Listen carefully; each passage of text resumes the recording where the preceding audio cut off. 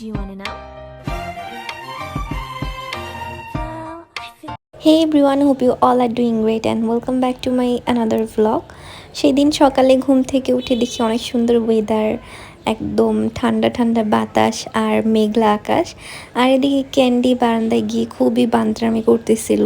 ও বারান্দায় আসলে গাছপালার অনেক নষ্ট করে, গাছের উপরে পাড়ায়, গাছের পাতা খায়, শিকড় কামড়ায়, এমনকি গাছে স্প্রেও করে, হিসু করে দিয়ে যায়।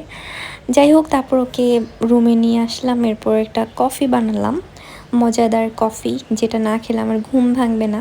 তারপর কিচেনে গিয়ে দেখি আম্মু রান্না করছে, সেদিন বিরিয়ানি রান্না করবে কারণ ফ্রাইডে ছিল। আর এখানে রেদন আমাকে প্রচুর ডিস্টার্ব করতেছে যাতে আমি সুন্দর কোনো ভিডিও ক্লিপ না নিতে পারি। আর আমি যখন এখন ভয়েস ওভার দিচ্ছি, বাইরে অনেক বৃষ্টি হচ্ছে, এই জন্য ভয়েসে একটু নয়েজ থাকতে পারে, আপনারা কষ্ট করে একটু টলারেট করে নেবেন, কারণ আমার কাছে আর সময় নেই ভয়েস ওভার দেওয়ার। আমি যদি এখন না দিই তাহলে আমি কোন দিন দিতে পারবো জানি না। যাই হোক, এদিকে আম্মুর বিরিয়ানি বানানো অলমোস্ট শেষ। আম্মু আগেই মাংসটা রান্না করে রেখে দিয়েছিল, এখন জাস্ট পোলাওটা রান্না করছে। আর এই তো, এটা হচ্ছে ফাইনাল লুক। আর সেদিনের বিরিয়ানিটা খেতে আসলে অনেক মজা হয়েছিল। তো এই তো, তারপরে শাওয়ার নিলাম, নামাজ পড়লাম, এরপর লাঞ্চ করতে বসলাম। আর খাবারটা আসলে ওই দিন অনেক মজা হয়েছিল। আর লাঞ্চের পর এক কাপ চা তো না হলেই না। তারপরে যে বা চা বানিয়ে এনেছিল, চা খেলাম। এরপরে আমি আর কোনো কিছু রেকর্ড করিনি, কারণ আনফর্চুনেটলি ওই দিনটা আমার অনেক বাজে কেটেছিল। এরপর আমি খুবই বাজে একটা সিচুয়েশনের মধ্যে গিয়েছিলাম, এই জন্য আমি আর ওই দিন কিছু রেকর্ড করিনি। তারপরের দিন মানে স্যাটারডে ছিল আমার মাস্টার্সের লাস্ট ক্লাস। আমি সেটাও অ্যাটেন্ড করতে পারিনি, দেখলাম সবাই অনেক এনজয় করেছে সেদিন। যাই হোক, এটা হচ্ছে পরের দিন আমি কোনো মতো রিকভার হতে পেরেছি। তো আমি টাইম পাস করার জন্য হচ্ছে এই চুড়িগুলো বানিয়েছিলাম। এই চুড়িগুলোর সাইজ হচ্ছে 2.4, কিন্তু 2.4-এর চুড়িও আমার হাতে এরকম বড় হয় কেন আমি জানি না। আমার হাতে আসলে কোনো চুড়ি ঠিকঠাক মতো লাগে না, একদম বেবিদের চুড়ি লাগে। এরপর এটা হচ্ছে তারও পরের দিন আমরা খালামণির বাসায় যাচ্ছিলাম আম্মুর সাথে। তো এখানে মাঝপথে আমাদের অটো নষ্ট হয়ে গিয়েছিল, তো এটা ঠিক করার জন্য একটা জায়গায় থেমেছিলাম। আর এই জায়গাটাতে অনেক সুন্দর বাতাস ছিল।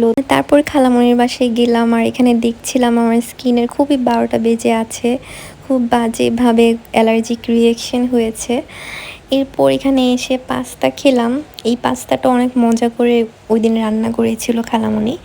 তারপর দেখলাম ওয়েদার একটু একটু মেঘলা হচ্ছে, এই জন্য ভাবলাম একটু ছাদে যাই। ছাদে যাওয়ার পর দেখলাম আকাশটা খুব সুন্দর হয়ে আছে, অন্ধকার, মানে এরকম ছিল, এক সাইডে অন্ধকার আর এক সাইডে হচ্ছে রোদ।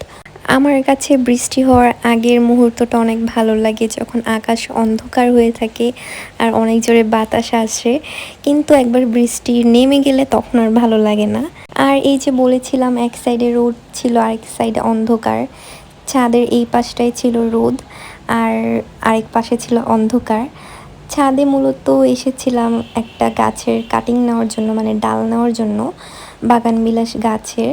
এটা হচ্ছে আমার কাজিনের গাছ। ও যেহেতু বাসায় ছিল না, তো খালামণি বলেছে যে তোমরা এই যে নিয়ে আসো। তো এখান থেকে একটা ডাল কেটে নিয়ে আসলাম। আর বাসায় আসার পর দেখলাম এখনও বৃষ্টি নামেনি, কিন্তু তখনও ওয়েদারটা অনেক সুন্দর ছিল। এইরকম ওয়েদারে আমার আকাশ দেখে দেখে চা খেতে অনেক ভালো লাগে। আমি মনে মনে অনেক বলছিলাম যে এখন যদি এক কাপ চা থাকতো তাহলে ব্যাপারটা জমে যেত। তখন দেখি হঠাৎ করে খালামণি চা নিয়ে এসেছে। তো এই ওয়েদার এনজয় করতে করতে চা খেলাম। আমার হাতে চায়ের কাপ আসলে এই চায়ের কাপ নিয়ে ছবি তুলতে, ভিডিও করতে করতে চাই ঠান্ডা হয়ে যায়। আমি চায়ের অনেকগুলো ভিডিও করেছিলাম, কিন্তু দেখতে দেখতে সবাই অনেক বোর হয়ে যাবে, এই জন্য সবগুলো রাখিনি। তারপরে বারান্দায় গেলাম, দেখলাম অনেক সুন্দর ঠান্ডা বাতাস। তারপরেই হঠাৎ করে বৃষ্টি নেমে পড়ে, আর এই তো সব শেষ। আমার কাছে মনে হয় বৃষ্টি নামলেই সব শেষ। বৃষ্টি আসার আগে কত সুন্দর একটা ওয়েদার থাকে, বৃষ্টি নামার পরেই এই ওয়েদারটা একদম ধ্বংস হয়ে যায়। দেন বৃষ্টি যখন শেষ হয় তখন রাস্তাঘাটের অবস্থা একদম বাজে হয়ে যায়, আমার একদমই ভালো লাগে না। যাই হোক, বৃষ্টি থামার পর বাসায় আসলাম, আর বাসায় যাওয়ার পর দেখি যা তা অবস্থা, একদম বারান্দার তছনছ অবস্থা। গাছ টাছ একদম একটার উপর আরেকটা পড়ে, গাছ কয়েকটা ভেঙেও গিয়েছে। কী যে অবস্থা, এগুলো দেখে আমাদের পুরো মাথা নষ্ট হয়ে যায়। তারপর ঠান্ডা মাথায় 1 কাপ রং চা বানালাম তুলসী পাতা দিয়ে, কারণ আমার মাথা খুব ব্যথা করছিল। যাদের সাইনাসের প্রবলেম আছে তারা রিলেট করতে পারবে যে বৃষ্টি নামলেই আমাদের কীরকম বাজে অবস্থা হয়ে যায়। এরপর কিছুক্ষণ পর দেখি আবার বৃষ্টি নামে, সেদিন একদম সারা দিন বৃষ্টি হয়।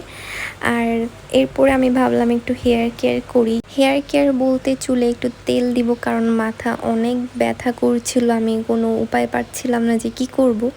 তো একটু চুলে তেল দিয়ে একটু মাসাজ করছিলাম, এটার কারণে মাথা ব্যথা একটু কমে।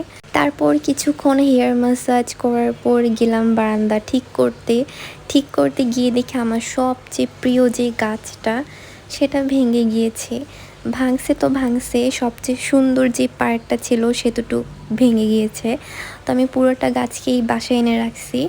এমনি আমি কম ডিপ্রেশনে ছিলাম না যে আমার সাথে নতুন আর একটা কাহিনী হলো, এটা দেখার পর আমার মন আরও খারাপ হয়ে যায়। তো আমি আপাতত এটাকে পানির মধ্যে রেখেছি।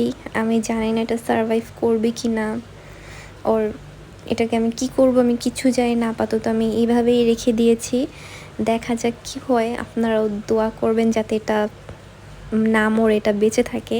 আর কারো কাছে কোনো টিপস থাকলে সেটাও শেয়ার করবেন। আর এতটুকুই ছিল আমার আজকের ব্লগ। Thanks for watching.